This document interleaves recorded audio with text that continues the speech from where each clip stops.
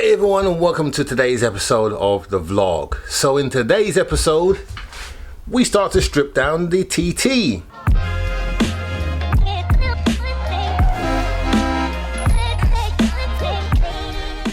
Okay, so what we want to achieve at the end of today's episode is to have all the front components, the bonnet, all of those things off the vehicle so that we can then start reassembling, and also just making sure that we've captured all the bits that we need to. So we're not going to waste any more time. Let's get down and start stripping the car down and stripping off the front bumper components.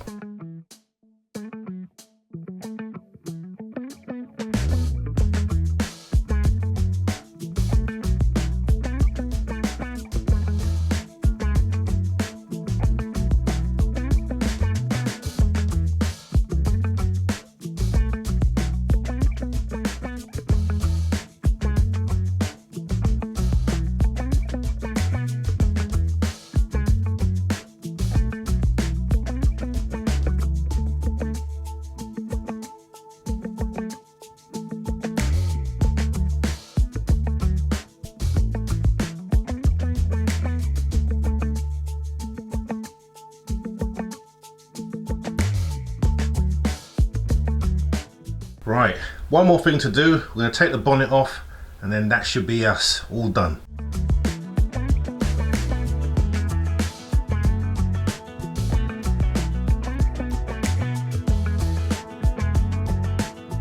Okay, so the bonnet is now off, put away.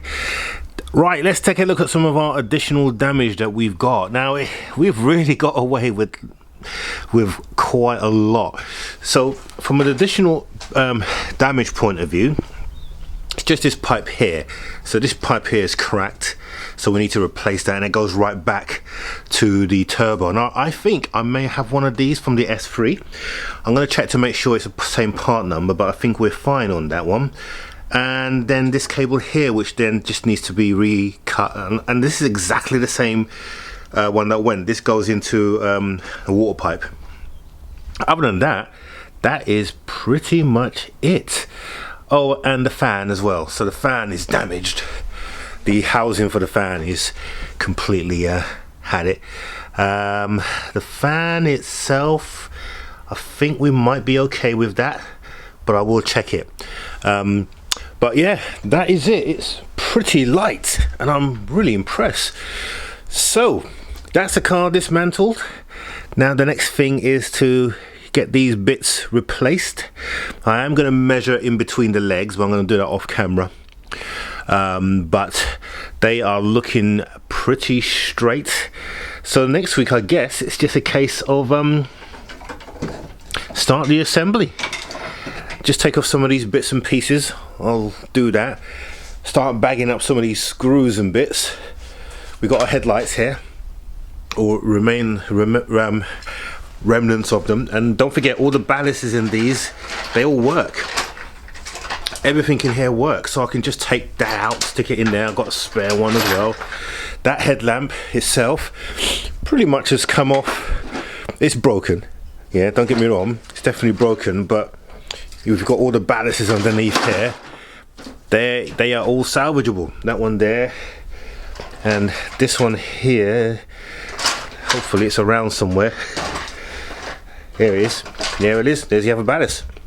So yeah, so we are looking really good at the moment. So as long as these continue to work, we won't have to replace them and get them reprogrammed. But yeah, I'm sure they do work because they came on.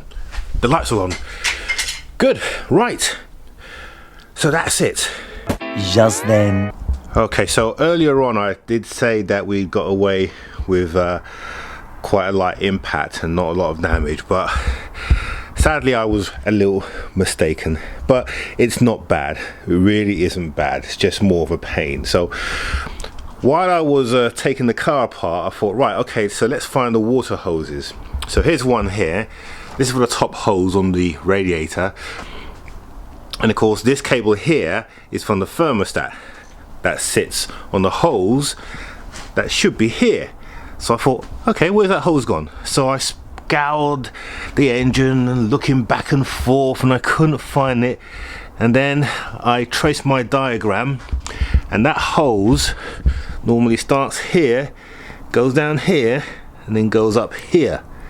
So what's up here? It's the water pump and the thermostat housing. And if you look at the thermostat housing from down here, you will see that it's broken. There's supposed to be a nozzle coming just out of here, so that's broken off, which means we got to change the water pump. It's no biggie, it's no biggie at all. It's just that in between the water pump, or not the water pump, it's the, well, it is a water pump actually, it's the thermostat housing. It's a plastic housing, and there's a little rubber pipe that connects to the oil cooler, and that's a real pain. But there is a little hack that you can do, and I've ordered a new water pump, and what I'm going to try and do, there's a little, where the hose comes out, it's actually got an attachment, and what that allows you to, you can unscrew that attachment, put the one from the new pump in without taking the hose off. Now the benefit that we have is that there's no front of the car, because normally you'll have a front of the car, and the procedure to get this pump out is you got to take off the hose, you got to take up the inlet manifold, and then that exposes the housing. But we don't have to do that because this is gone. So what I'm going to do, I'm going to take off this inlet hose here, and then we're going to see if we can unscrew the 3 bolts that hold that clamp in place. We should be able to do that with this out of the way. I mean, we can do it without it, to be fair, but I'm going to take this out of the way just to make sure there's no other damage that I've missed. But yeah, that's the only other additional damage. Unfortunately, it's a very easy fix in comparison to what we had before, which was taking the engine out. So we'll take this off now. We'll take off the air filter, and we'll check just to make sure it's not damaged underneath. It does look like it's damaged underneath. We'll check it out just to make sure, because my other one was completely damaged underneath. And then we'll take this off. So let's do that now.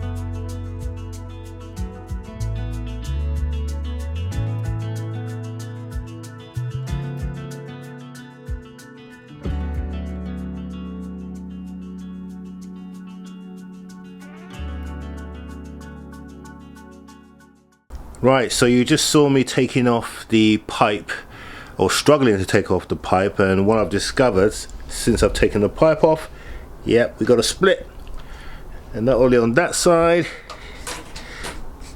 it's also very split on the other side too. So we need to replace this pipe, so we'll have to get another one of these. You definitely don't want to try and repair that. And also this here, it's got a bit of a split in here as well. So this is the one of the sensors, airflow, the MAF sensor, so we've got to replace that as well. So yep, some more work to do, or some more parts, but again, not really an issue. Right, so the water pump. So we've taken off the bottom of the water pump, so you can see it's broken there. So that's where there's normally a pipe coming out of there.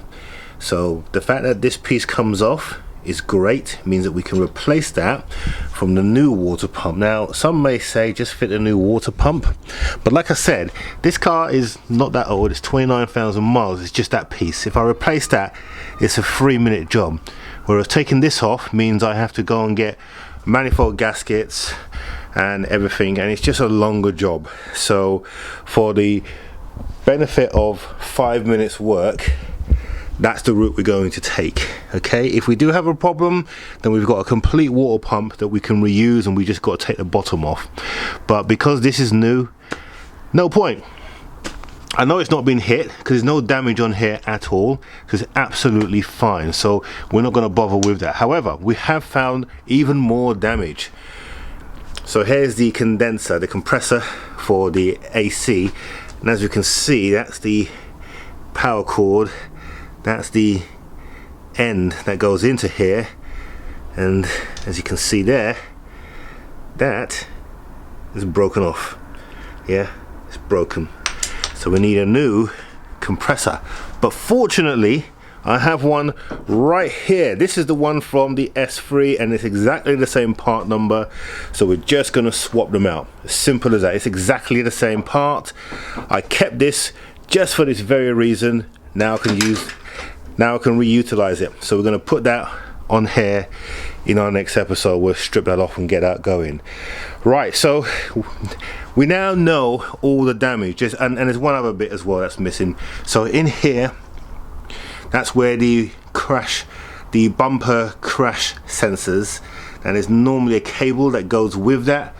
We don't have that cable, so I'm gonna have to trace the part. I know what the part number is for the one with the there's two cables that come with the front. One has got the front parking sensors, and one has just got the crash sensors. We just want the one with the crash sensors because it's a lot cheaper.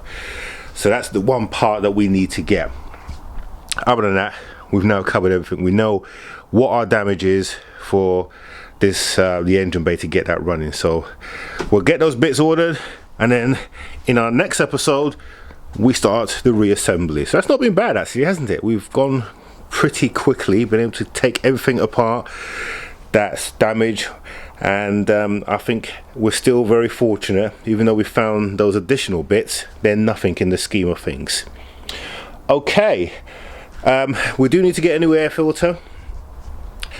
Now these are not cheap, and it took me a long time to get one for my S3, so I may just go aftermarket on that. What do you think?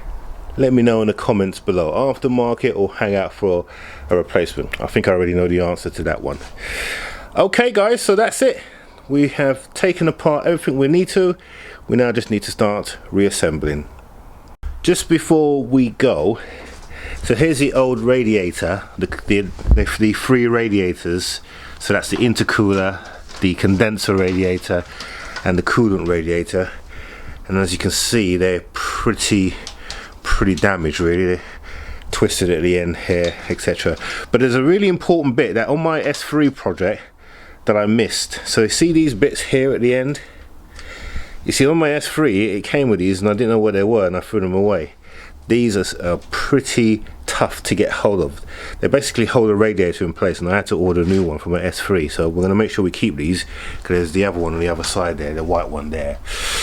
But I was going to consider reusing the fan until I saw the back of this radiator. So you can see that in the impact, the fan was crushed against it. That's the inlay of the fan, and also you can see the blades have cut into the core of the radiator on both sides. So you can see the circular motion. If I go out, you can probably see it better. You've got this circular motion there, circular motion there. So on the basis of that, it would be unwise to reuse a fan, because it's going to be damaged, potentially damaged and potentially warped, which means that even if the fan looks alright, when you put it into operation, it will probably oscillate and vibrate itself, and then we end up having to replace it anyway, but it'll be a lot more difficult to do so when it's in a vehicle. So we're going to replace that. And this hole here, that's where the other holes went. That's what gave me a clue that something wasn't quite right, because this hose is completely missing here. Yeah, so this radiator definitely did take a bit of a smash, which is the reason why I did examine the water pump really carefully to make sure that it wasn't touched, but there's no visible marks on it whatsoever. So the strip down has gone really well on this car. Even the little issues that we've found have not been problematic. We've been able to get around them, or at least find a fix for them. That's really important. That's going to ensure that we keep this one on budget. So we're making good progress. We'll start the assembling of the engine bay next week, and once we get that done, then we can start concentrating on the inside. Now here's a little thing.